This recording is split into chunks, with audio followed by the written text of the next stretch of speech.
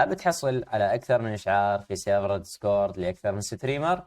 كل اللي عليك هو أنك تشترك في النوتي بوت. النوتي بوت هو بوت جديد يسمح لك بجمع الإشعارات ووضعها في مكان واحد. طبعا هذه الخاصية مدفوعة ويمكنك تفعيلها بمجرد اشتراك في النوتي بوت، برنامج جدا رائع.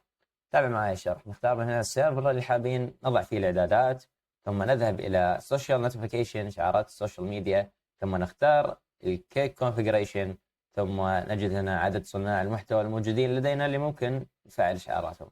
على سبيل المثال عندنا 2 من 15، هذا حسب الاشتراك اللي أنا مسويه. ممكن أضيف صانع محتوى آخر للسيرفر حتى أختار فيه الإشعارات، على سبيل المثال XQC، وأيضا ممكن أضيف SXB. كل هذه الشخصيات وأكثر، بل حتى أستطيع أني أحدد لكل شخص الروم التي ينزل فيها الإشعار، في حال كنت أحب أن تكون الروم اللي ينزل فيها الإشعار من هنا مختلفة، أو الرتبة اللي تجيب الإشعار مختلفة، أو أي شيء أنا حاب أسويه.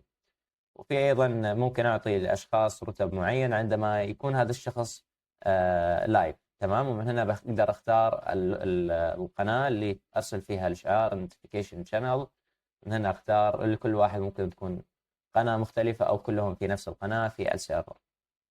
هذا باختصار، ونشرح لكم باقي الأمور في مقاطع أخرى. تابعونا. كذلك لا تنسون الرابط أسفل الوصف لمن حب يشترك في هذا البوت، سوف أضع الرابط أسفل الوصف. لا تنسى الذهاب والاشتراك. نراكم.